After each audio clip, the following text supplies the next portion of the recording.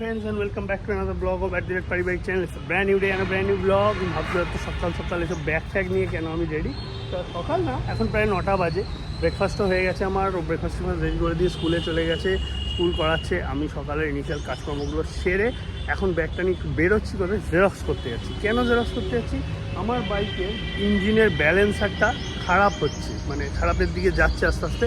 তো আমার extended warranty করা আছে বাইকের, যদিও জানি না কতটা ওরা কি অ্যাপ্রুভ করবে, কেননা ওয়ারেন্টি দেওয়ার বেলায় তো এরা ছুতো বার করতে শুরু করে। তো জানি না কি করতে চলেছে, সেটা দেখা যাক। কিন্তু ওরা বেশ কিছু পেপারস বাইকের জেরক্স করে জমা দিতে বলেছে, তারপর ওরাটাকে ভেরিফাই করবে যে আমি টাইম টু টাইম ওদের কাছ থেকে সার্ভিস করাতাম নাকি, যেটা আমি করাতাম। এবার কী বাহানা দেয় দেখা যাক।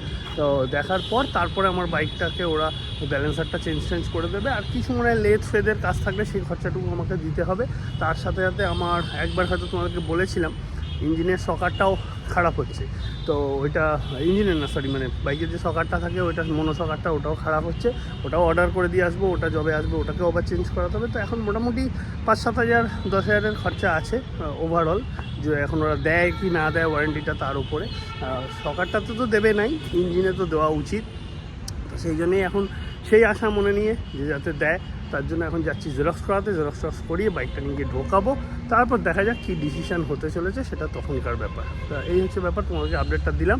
তারপর তো সারাদিন কাজকর্ম সব থাকবেই, জিমেও যাব, সবই তোমাদের সাথে শেয়ার করবো। সাথে থাকো, জুড়ে থাকো। Good morning, welcome back to our new blog. তো রোজকার মতো আজকের ব্লগটা এখান থেকে শুরু করতে চলেছি তোমাদেরকে সাথে নিয়ে। দেখতেই পাচ্ছ স্কুল থেকে চলে এসেছি, আর বারান্দা দিয়ে শাশুড়িমা ঘোরাঘুরিও করছে। আর এখন ও ঘরে দেখলাম ক্লায়েন্ট কলে রয়েছে। তো এইবার আস্তে আস্তে একটু চেঞ্জ করে ফ্রেশ হই, জিমের উদ্দেশ্যে রওনা দেবো। আর রান্নাবান্না এদিকটা শ্বশুরমশাই করেই নিয়েছে অলরেডি, ডান।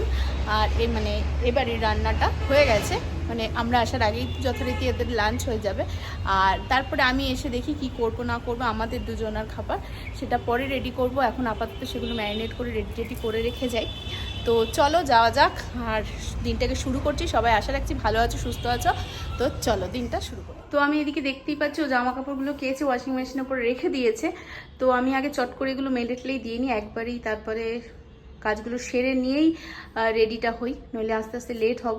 তো চলো জামা কাপড়গুলো আমি মেলে দিই।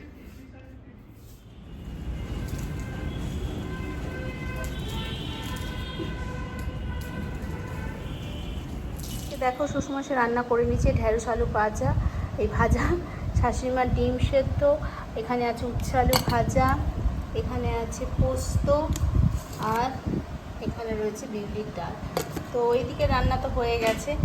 আর দেখি আমার মাছটা এনেছে নাকি কিছু, আমি তো জানি না। মাছ তো আসেনি কিছু, মাংসও নেই। তো ফল এনেছে, ঠিক আছে দেখছি তারপরে কি করা যায়। দেখি সবজি একটু কেটে রেখে যাই, তাহলে আজকে ভেজিটেবল স্যুপ করে নেবো দুপুরবেলা। তো চলো ওগুলো আগে রেডি করেই তারপরে একবারে চেঞ্জ করেই ফ্রেশ হয়ে একদম জিমের জন্য। এখন জিমের জন্য রেডি হয়েছি, বেরোচ্ছি। কিন্তু আজকে আমার ব্যাড লাক, ওদিকেতে তোমাদেরকে বলেছি কিনা জানি না, বাইক জমা হলো না, ওদের অডিট চলছে এখন, তাই জন্য হবে না। তো আমাকে পরে আবার জমা করতে হবে, অডিট শেষ হলে তারপরে কবে যে পাবো বাইক দিয়ে যাবে বুঝতে পারছি না। হ্যাঁ রে, চলো যাওয়া যাক, জিমে গিয়ে আমাকে উদ্ধার। আমার পায়ে খুব ব্যথা, তার মধ্যেই আজকে স্কট মারবো, জানি না কি হবে।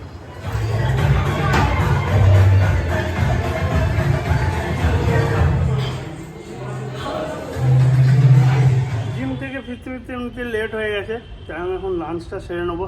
দেখতে পাচ্ছ কাজেও বসে গেছি, মেশিন অন করা হয়ে গেছে।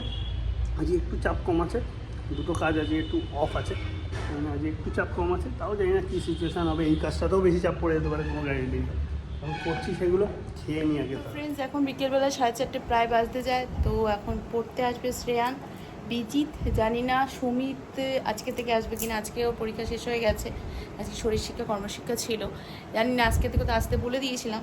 তো কি করবে বুঝতে পারছি না। তো পড়ানোর ঘরে গিয়ে লাইটটা ঝেলে মর্টিনও জেলে দিলাম। তো এখন আমি একটু রেডি হয়ে নিই, আর আরেকজন তো যথারীতি কাজ করছে। তো আমিও একটুখানি কাজ করছিলাম, একটুখানি নিজস্ব কিছু কাজ। তো চলো এখন রেডি হয়ে নিই। যেমনটা বললাম একটু চাপ কম আছে, কিন্তু একটু, খুব বেশি অল্প চাপ কম আছে। ও তো ঘরে পড়াচ্ছে, আমি কাজ নিয়ে পড়ে রয়েছি, কাজ চলছে একভাবে। মাঝখানে ওয়েটখানে আমাকে চা দিয়ে গেল, চা খেলাম। তারপরে তোমার বিস্কুট দিয়ে চা খেলাম, পরে ডিম সেদ্ধ দিয়ে গেল, ডিম সেদ্ধ হোয়াইট এগ হোয়াইট চিংড়ি খাইছিলাম দিয়ে এখনও কাজ চলছে। এখন বাজে 6:15, সন্ধ্যা হয়েই গেল প্রায়। আজ তো চলেই চলেছে, এখন সেই 10:30 অবধি টানতে হবে। এখনও 10:30 না, 9:30 অবধি মনে হয় আজকে। তো 7-8 3.5 ঘন্টা থেকে 4 ঘন্টা ম্যাক্সিমাম টানতে হবে, তাদের ছুটি। চলো এখন ও এইমাত্র পড়িয়ে উঠেছে, আর আমি একটু কাছ থেকে উঠলাম, কেননা আমি গোপালকে ঘুম পাড়াবো। এখন গোপালকে আগে একটু ঘুম পাড়িয়ে নিই, তারপর আবার বাকি কাজ নিয়ে বসবো। আর এদিকে ও কি করে না করে একটু দেখি, ওর সাথে কথা বলে। এই দেখো বন্ধুরা, যেমন তোমাদেরকে বললাম, ও পড়িয়ে উঠে গেছে। আজকে একটু রেডি হয়েছিল, কোথায় একটা যাবে বলছিল, কিন্তু আমি যেহেতু নিয়ে যেতে পারছি না, তো বললো থাক, এখন আর ভালো লাগছে না, পরেই যাবো। তাহলে কোথায় একটা আমাকে ছাড়া যাওয়ার প্ল্যান করছে। তো যেমনটা তোমাদেরকে বলছি, আমার আসলে একটা অফিসের কল এসে গেছিলো, তাই আমি আমাকে মাঝখানে একটু স্টপ দিতে হলো। তো আমাকে ছেড়ে আজকে কোথাও একটা যাওয়ার প্ল্যান করছিল, কাজের কাজেই কিছু একটা দরকারে, কিন্তু সেটা আমাকে বলছেও না যে কী দরকার। তো যাই হোক, গেলো না আলটিমেটলি, যেহেতু আমি নিয়ে গিয়ে দিয়ে আসতে পারলাম না, তাই জন্য গেল না। কিন্তু মনে ইচ্ছাও আছে, আবার তারই মধ্যে গেল না। আসলে আমি বাইকে চাপিয়ে ওর স্বভাবটা খারাপ করে দিয়েছি। সবসময় বাইকে করে নিয়ে এমন ওকে ঘুরি।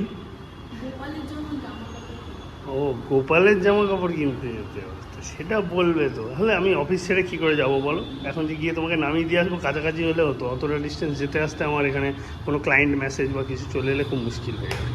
তাই জন্যই যেতে পারলাম না, নাহলে যেতাম। চলো স্যাটারডে থেকে নিয়ে যাবো তোমাকে, স্যাটারডেতে কিনো। আর নাহলে দিনের বেলায় নিয়ে যাবো, তাহলে দিনের বেলায় নিয়ে যাবো, কোনো অসুবিধা নেই দিন থাকতে। বুঝলাম। তো বন্ধুরা, এই দেখো, আজকেও এয়ার ফ্রায়ারেতে রেডি করে ফেলেছি চিকেন। এই দেখো, একদম ফুললি রেডি, 20 মিনিট টাইম নিল, পুরো রেডি হয়ে গেছে। এটা দিয়ে এখন ডিনারটা সারবো। দেখো, চিকেনটা নিয়ে এসে থালায় বেড়ে ফেলেছি, আর ওদিকে শশা কাটছে স্যালাড খাওয়ার জন্য, আর এদিকেতে সিরিয়াল দেখছে। অবভিয়াসলি সিরিয়ালটা বিশেষ তোমাদের দেখাতে পারবো না, কপিরাইট ইস্যু হয়ে যাবে, বুঝতেই পারছো। তো যাই হোক, এদিকে সিরিয়াল দেখছে আর শশা কাটছে, আর এদিকে তো থালা রেডি হয়ে গেছে রাত্রের ডিনারের। তো এটা দিয়ে খাওয়া দাওয়া সারবো এবারে। তো আজকের মতন ব্লগটা বন্ধুরা এখানেই এন্ড করছি। কাল তোমাদের সাথে নতুন ব্লগে নতুনভাবে দেখা হবে। আজকের মতন tata, bye bye, good night. আজকের দিনটা আমার মোটামুটি হালকার ওপর দিয়ে গেল, খুব একটা চাপ ছিল না। কালকের দিনটা দেখা যাক কীরকম কাটে। তো চলো, সবাই ভালো থেকো, সুস্থ থেকো, tata, bye bye, good night বলে আজকে এখানেই ব্লগটা এন্ড করলাম।